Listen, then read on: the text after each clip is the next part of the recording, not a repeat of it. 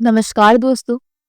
आज मैं आपको सुनाने जा रही हूँ बहू के अत्याचारों से परेशान बूढ़ी विधवा सास ने कर दिखाया कुछ ऐसा काम कि बहू की आंखें फटी रह गईं। उम्र तो केवल एक नंबर है। अजी सुनते हो, मेरे मन में एक ख्याल आया है। कल पिताजी को स्वर्ग सिधारे 1 महीना हो जाएगा। क्यों ना हम सब गांव चले? नीतू ने कहा तो दाढ़ी बनाता संदीप अचानक चौंक गया और अपने गाल पर कट लगा बैठा। उसकी हैरानी तब ज्यादा बढ़ गई जब नीतू ने कहा, मुझे तो बड़ी चिंता हो रही है माँ जी की। पता नहीं बेचारी अकेली वहां कैसे रहती होंगी। आखिर इस उम्र में अकेले रहना आसान थोड़ी ना है। अपनी पत्नी की बात सुनकर संदीप उसे देखता ही रह गया और बोला, ये अचानक उल्टी गंगा कैसे बहने लगी? मेरा मतलब है कि आखिर चल क्या रहा है तुम्हारे दिमाग में? मेरी माँ की इतनी फिक्र होने लगी है तुम्हें? वैसे तो वो तुम्हें फूटी आंख में ही सुहाती थी। अजी, पहले और आज में बहुत फर्क है।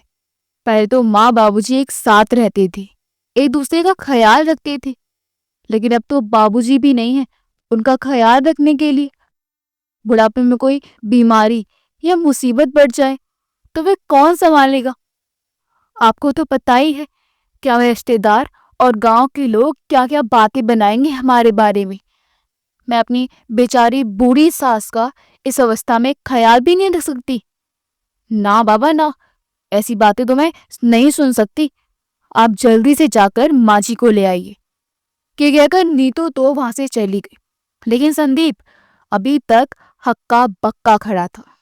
वो सोचने लगा कि अभी अभी जो औरत यहाँ पर खड़ी थी तो मेरी पत्नी नीतू ही थी या उसकी शक्ल की कोई दूसरी औरत? क्योंकि मेरी पत्नी तो ऐसी बातें कभी सपने में भी अपने मुंह से नहीं निकाल सकती थी। मेरी माँ के लिए इतनी चिंता। लेकिन फिर यही सोचकर मन ही मन मुस्कुरा उठा कि समय के साथ उसकी पत्नी में कितना परिवर्तन आ गया है। जो बात उसने कही उसमें कुछ गलत तो नहीं कहा। ऐसा सोचकर उसने अपनी माँ को फोन लगाया। हेलो माँ, आप कैसी हैं? तबीयत तो ठीक है ना माँ?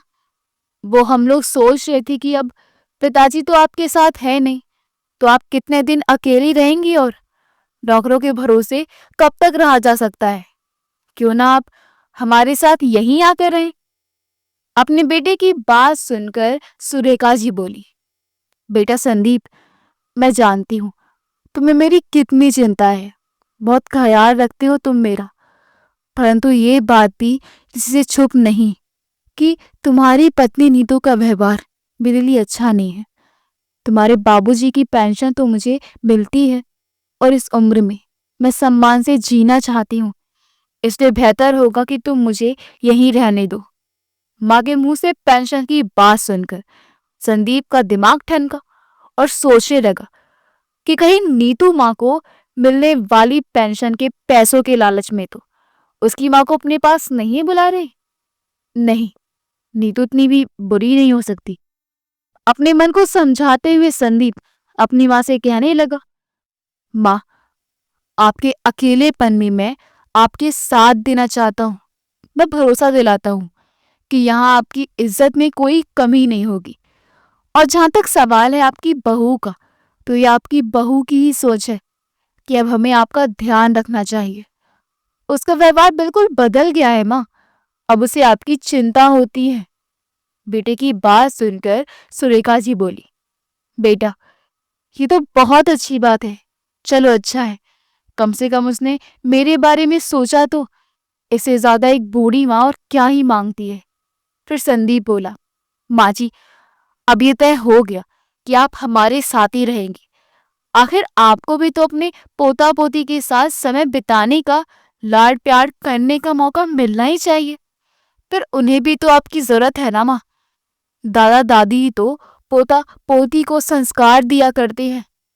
उसी समय नीतू भी अपने कमरे से बाहर आ गई और संदीप से फोन लेते हुए बोली, माँ जी, हमें भी अपनी सेवा का मौका दीजिए।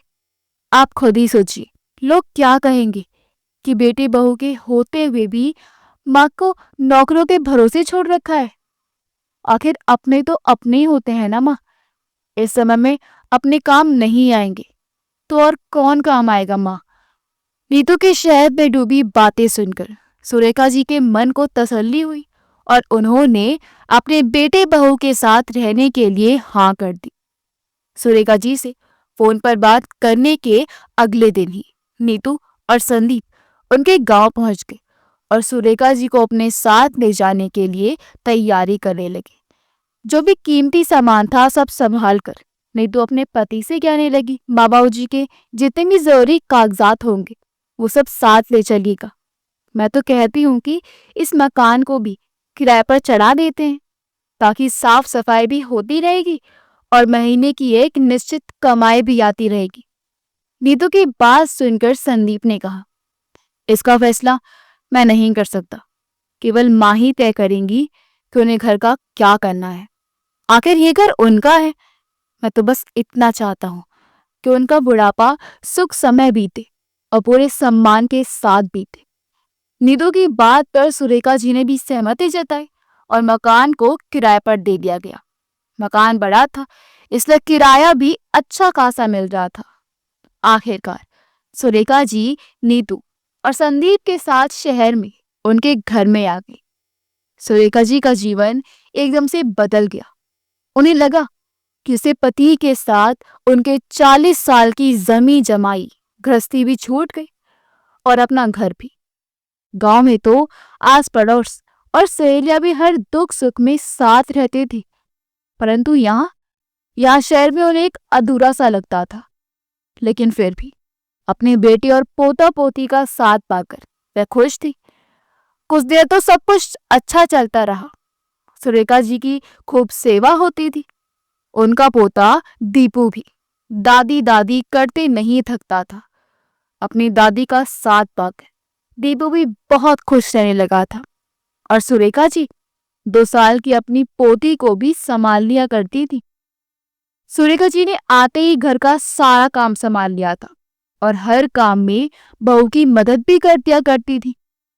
उधर धीरे धीरे नीतू ने अपने घर के कामों से पल्ला झाड़ना शुरू कर दिया। अक्सर नीतू टीवी देखती रहती या शरीर में दर्द का बहाना बनाकर आराम करने लगती और दिन भर खाना बनाने से लेकर बर्तन साफ करने तक का सारा काम सुरेखा जी को ही करना पड़ता। ऊपर से कोई ना कोई फरमाइश भी कर देती कि माँ जी आपके हाथ का शाही पनीर बहुत अच्छा बनता है, आज बहुत मन कर रहा है, क्या आप बना देंगी? सुरेखा जी इस काम में भी कोई आलस नहीं करती थी। इस बात से उन्हें कोई तकलीफ नहीं होती थी। एक दिन जब काम वाली बाई के न आने के कारण सुरेखा जी पूरे घर की साफ सफाई कर रही थी तो नीतू अपने फोन में मस्त थी। सफाई करते करते सुरेखा जी ने देखा नन्ही गुड़िया अचानक फर्श पर फिसल कर गिर गई और रोने लगी। सुरेखा जी दौड़ी दौड़ी आई और उसे उठाकर अपने गले से लगा लिया। ये देखते ही नीतू ने फोन काटते हुए जोर जोर से चिल्लाना शुरू कर दिया, माँ आपने बिना हाथ धोए गुड़िया को कैसे छू लिया? आपको पता है ना इससे इन्फेक्शन हो जाता है। इतना कहते हुए उसने अपनी गुड़िया को उठाया और कमरे में ले गई। सुरेखा जी हैरानी से अपनी बहू को देखती रह गई। उस दिन के बाद बहू ने कभी अपनी गुड़िया को दादी के पास तक नहीं आने दिया। आए दिन नीतू उनके काम में कोई ना कोई कमी निकालने लगी। यही बातें सुरेखा जी को अंदर ही अंदर खाने लगी थी। संदीप को कभी कभी मन ही मन महसूस होता कि उनके घर आने के बाद उनकी माँ को बहुत ज्यादा काम करना पड़ता है।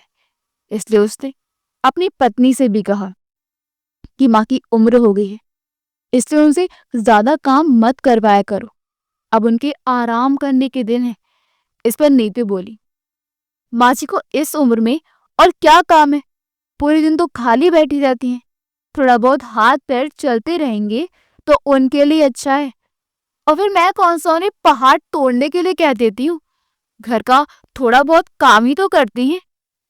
उसकी ये बात सुनकर संदीप चुप रह गया। सुरेखा जी ने बेटे बहू की ये बातें सुननी थी, लेकिन वो उनसे कुछ नहीं कहती थी, क्योंकि वो दोनों के बीच कलह का कारण नहीं बनना चाहती थी। एक दिन जब संदीप अपने ऑफिस के लिए निकल रहा था, तो सुरेखा जी ने उसे अपनी दवाइयों की पर्ची पकड़ाते हुए कहा, बेटा मेरी कुछ दवाइयां हैं, रात को लेते आना। संदीप, हाँ, मैं सिर हिलाकर चला गया। उस समय तो उनकी बहू नीतू ने उन्हें कुछ नहीं कहा, लेकिन पति के जाने के बाद वो अपनी सासू माँ से कहने लगी, माँ जी, बुरा ना माने तो एक बात कहूँ, आपके आने के बाद हमारे खर्चे बढ़ गए हैं, लेकिन आपके बेटे की तनख्वाह तो उतनी ही है ना। इस मकान की किस्त भी जाती है, तो क्यों ना आप गांव वाले मकान का किराया और बाबूजी की पेंशन हमें दे दिया करें, ताकि हम इस मकान की किस्तें चुका सकें। बहू की बातें सुनकर सुरेखा जी मन ही मन सोचने लगी कि मैं भी कितनी बेवकूफ थी। अपनी बहू को इतनी अच्छी तरह से जानते हुए भी मैंने सोच भी कैसे लिया कि मेरी बहू के व्यवहार में परिवर्तन हो गया है और वो मुझे बुढ़ापे में इज्जत भरी जिंदगी देकर मेरी सेवा करेगी। परंतु फिर उनके मन में ख्याल आया कि यदि बेटे को पैसों की जरूरत है तो देने में कोई हर्ज नहीं है। इसलिए उन्होंने मकान का किराया और पेंशन देने के लिए हाँ कर दी। एक दिन सुरेखा जी घर की बालकनी में बैठी हुई थी। बालकनी से सामने पार्क दिखता था। कई बार सोचती थी कि थोड़ी देर के लिए टहलकर आया जाए, परंतु घर के काम से फुर्सत नहीं मिल पाती थी, इसलिए जा नहीं पाती थी। परंतु आज बहू की तीखी बातों से उनका हृदय छलनी होता जा रहा था, इसलिए बिना काम की परवाह किए वो शाम के समय पार्क में टहलने चली गई और शाम को 7 बजे के करीब घर वापस आई। आकर देखा तो बहू किसी से फोन पर बातें कर रही थी और फोन में इतनी मशगूल थी कि उसे किसी के आने की आहट भी नहीं सुनाई दी। उसी समय सुरेखा जी के कानों में बहू की आवाज पड़ी। बहू हंसते हुए अपनी माँ को फोन पर कह रही थी, अरे माँ, मेरी प्यारी माँ, आपका आइडिया तो काम कर गया। अब तो घर का सारा काम मेरी सास ने संभाल रखा है। खाना बनाने से लेकर बर्तन धोने तक, यहाँ तक कि कपड़े धोने का काम भी मेरी सास ही कर देती है। अब मुझे कुछ भी काम नहीं करना पड़ता। और तो और गांव वाले मकान का किराया और बाबूजी की पेंशन भी अब मेरे हाथ में आने लगी है। आपकी बेटी की तो अब ऐसी ऐसे माँ। बहू की बातें सुनकर सुरेखा जी हैरान रह गई। वह अंदर तक टूट चुकी थी। आज उन्हें अपना घर छोड़कर शहर में आने का पछतावा हो रहा था। एक मन तो किया कि वापस अपने गांव वाले मकान में चली जाऊं, परंतु मकान तो किराए पर चढ़ा चुका था, जिसका 11 महीने का कॉन्ट्रैक्ट था। उदास होकर सुरेखा जी सोचने लगी कि क्या मेरा इस घर में यही महत्व था? क्या बुढ़ापे में मेरी जिंदगी का केवल इतना ही वजूद है कि मेरी हैसियत महज एक काम वाली बाई जितनी है? अब तक मैं केवल बहू की सहायता के लिए ही घर का काम कर दिया करती थी, लेकिन वो मेरे बारे में ऐसा सोचती है, इसकी तो मैंने कभी कल्पना भी नहीं की थी। सुरेखा जी का मन उचाट सा रहने लगा। भले ही उनकी उम्र हो गई थी, लेकिन जीवन के प्रति उनके मन में उमंग थी। परंतु केवल बहू को तकलीफ ना हो ये सोचकर उन्होंने स्वयं को घर तक सीमित कर लिया था। लेकिन आज उन्होंने सोच लिया था कि अब वो अपनी जिंदगी अपने तरीके से जीना शुरू करेंगी। अब सुरेखा जी रोजाना पार्क जाने लगी थी और काफी लोगों से जान पहचान भी कर चुकी थी। एक दिन पार्क में ही उन्हें पड़ोस में रहने वाली मीरा मिली। मिलनसार स्वभाव की सुरेखा जी तुरंत ही उसे घुल मिल गई। बातों ही बातों में मीरा ने बताया कि उसकी सास की मृत्यु 1 महीने पहले हुई थी। उनके बच्चे भी अभी छोटे थे। आसपास कोई डे केयर भी नहीं था, इसलिए उन्हें कहीं छोड़ने का हिसाब नहीं बन पा रहा था, जिसके कारण वह 1 महीने से नौकरी पर नहीं जा पा रही। इस सब के कारण मीरा काफी परेशान थी। उसकी बात सुनकर सुरेखा जी ने कहा, बेटा, अगर ऐतराज ना हो तो मैं तुम्हारे बच्चों को संभाल सकती हूँ। मीरा ने पूछा, आप कहाँ रहती हैं? आप कौन हैं? तभी सुरेखा जी के मुंह से एकदम से निकला, मैं सुरेखा हूँ, मेरे पति। फिर एकदम ध्यान आया और कहने लगी, मैं सामने वाली बिल्डिंग में रहती हूँ। मैं नीतू की सास हूँ। मेरा बेटा संदीप बिजली विभाग में काम करता है। सुरेखा जी से बात करके तो जैसे मीरा की मुरादी पूरी हो गई और सुरेखा जी अपने जीवन को नई दिशा देना चाहती थी और लोगों से मिलजुल कर उन्हें अच्छा लगता था। इससे उन्होंने ये काम करने का मन बना लिया। अगले दिन ही मेरे अपने बच्चों को सुरेखा जी के पास छोड़कर नौकरी पर चली गई। सुरेखा जी जब बच्चों को अंदर लेकर आई तो नीतू ये सब देखकर हैरान रह गई और उन बच्चों के बारे में पूछने लगी। तो सुरेखा जी ने कहा, बहू, यहीं पड़ोस में मीरा रहती है, ये दोनों उसके बच्चे हैं। दरअसल उसके घर में बच्चे संभालने के लिए कोई नहीं है, जिस कारण वो नौकरी पर नहीं जा पाती थी और मेरा भी दिन भर मन नहीं लगता था, बोर हो जाती थी मैं। इसलिए सोचा कि मैं इन दोनों बच्चों को संभाल लेती हूँ। मेरा समय भी अच्छे से बीत जाएगा और कुछ पैसे भी आ जाएंगे। अपनी सास की बात सुनकर मैं तो भड़क उठी। माँ जी, आप बिना मुझसे पूछे मेरे घर में ये सब कैसे कर सकती हैं? ये शहर है, आपका गांव नहीं, जहां आप मेरा लगाकर रखेंगी। जहां से लाई हैं वहीं छोड़ आए इन बच्चों को। लेकिन बहू, बहुत समय से मेरी इच्छा थी कि मैं अपना कोई काम शुरू करूं, लेकिन कभी मौका ही नहीं मिला। लेकिन आज जब पता चला कि आसपास कोई डे केयर नहीं है तो मैंने सोचा क्यों ना मैं ये काम शुरू करूं। मैं अपनी एक पहचान बनाना चाहती हूँ बहू। सुरेखा जी की बात सुनकर उनकी बहू व्यंग्यतात्मक हंसी हंसते हुए बोली, माँ जी, आपकी उम्र कितनी बची है? अब पहचान बनाने के लिए बुढ़ापे में ये सब हरकतें शोभा नहीं देती हैं आपको। लोगों के बच्चों की देखभाल कर रही हैं। यदि आपको कुछ हो गया तो आपकी देखभाल कौन करेगा फिर? हमसे तो उम्मीद बिल्कुल मत रखिएगा माँ जी। अपनी बहू की कड़वी बातें सुनकर सुरेखा जी ने कहा, ठीक है, यदि तुम्हें पसंद नहीं है तो मैं कल से इन बच्चों को नहीं लाऊंगी, लेकिन ये बच्चे आज तो यहीं रहेंगे। नहीं माँ जी, मैंने 1 घंटे के लिए भी बर्दाश्त नहीं कर सकती। आप अभी के अभी ने ले जाइए यहाँ से। बहू की बातें सुनकर सुरेखा जी उन बच्चों को लेकर पार्क में चली गई। बच्चे पार्क में खेलते रहे। दोपहर को जब मीरा घर वापस आई तो सुरेखा जी उन बच्चों को उनके घर पर छोड़ आई। घर पहुंचकर अपनी बहू की बातें सोच सोच कर सुरेखा जी की आंखों से आंसू बह निकले और अपने कमरे में जाकर अपने पति की तस्वीर के सामने बैठ गई। आज वो बहुत अकेला महसूस कर रही थी, इसलिए अपने पति की तस्वीर से ही बातें करने लगी। क्या इस उम्र में मैं अपनी पहचान नहीं बना सकती? बुढ़ापा आ गया है तो इसका मतलब ये तो नहीं कि अपनी मृत्यु का इंतजार करूं। ऐसा कहते हुए सुरेखा जी अपने पति की तस्वीर को निहारने लगी। अचानक उन्हें लगा कि इसे उनके पति उन्हें हिम्मत दे रहे हैं। उसी समय एक उमंग उनके मन में जागी और उन्होंने ठान लिया कि अब तो वो यही रहकर अपने जीवन को सार्थक बनाएंगी, अपनी बहू को दिखा देंगी कि उम्र ज्यादा होने से जीवन खत्म नहीं हो जाता। रात को जब सुरेखा जी का बेटा संदीप ऑफिस से लौटा तो सुरेखा जी ने उसे अपनी योजना के बारे में बताया। उसे अपनी माँ की इच्छा जानकर बहुत खुशी हुई। अपनी माँ की बात को संदीप ने तुरंत स्वीकृति दे दी। तभी नीतू बोली, लेकिन मुझे समझ में नहीं आता कि इस उम्र में माँ को काम शुरू करने की क्या सोची है।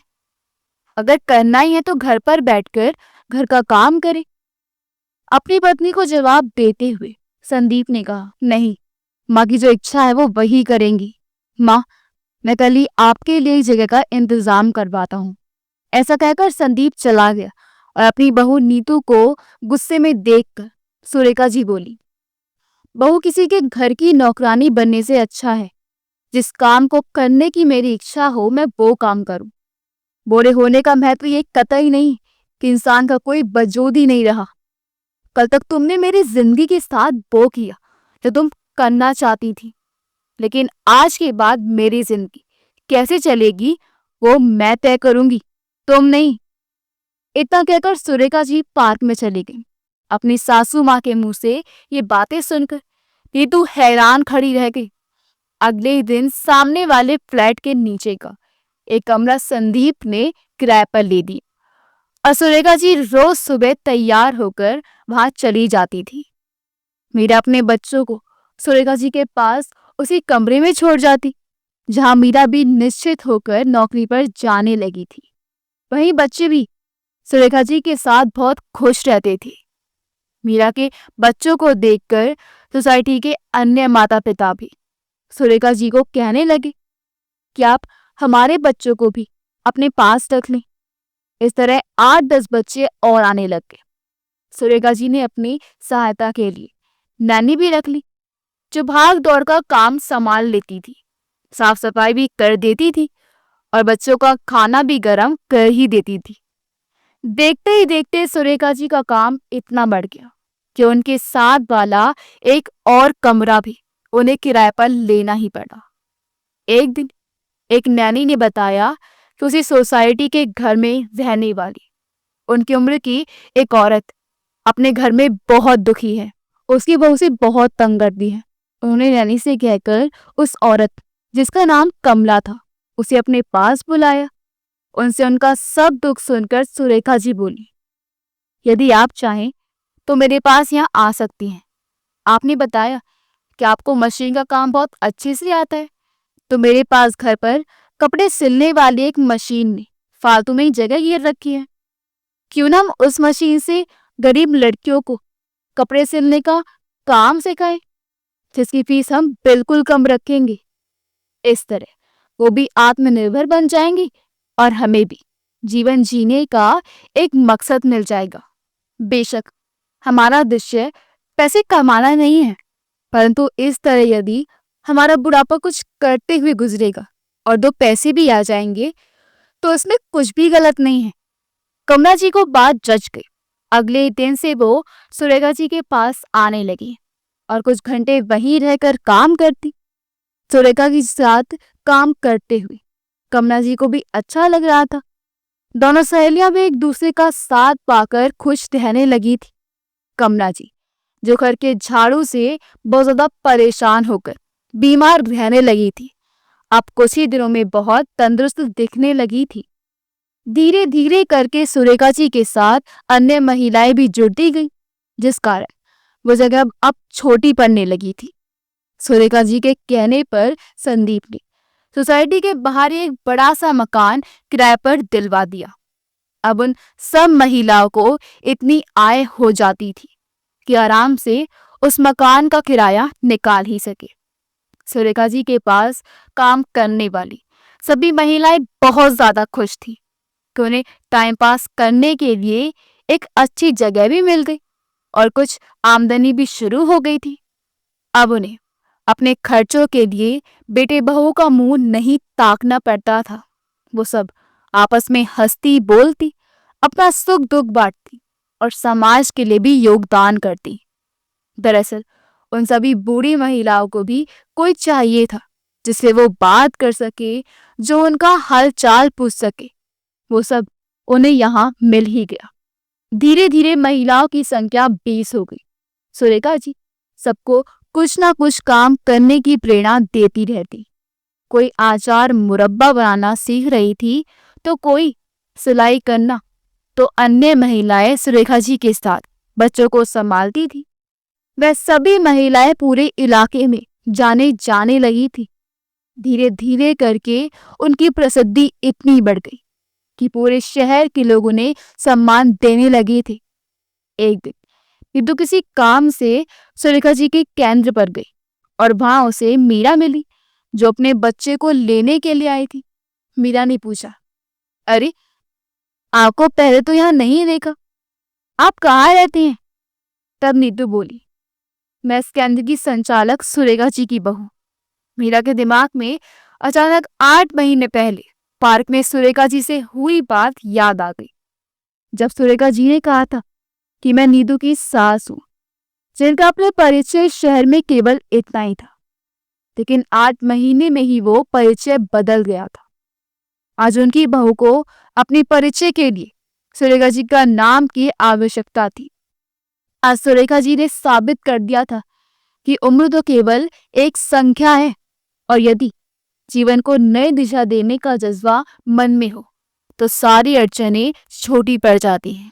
और यदि आज की युवा पीढ़ी सुरेखा जी के बेटे संदीप की तरह अपने बुजुर्गों का साथ दे दे तो वो भी प्रेरणा की नई मिसाल कायम कर सकते हैं। इस एक छोटे से कदम से हमारे बुजुर्गों का बुढ़ापा सार्थक हो जाएगा। अगर आपको हमारी कहानी अच्छी लगी हो तो हमारे वीडियो को लाइक करें, शेयर करें और हमारे चैनल योगी बॉयज को सब्सक्राइब कर दें। मिलते हैं अगली वीडियो में। आपका बहुत बहुत धन्यवाद।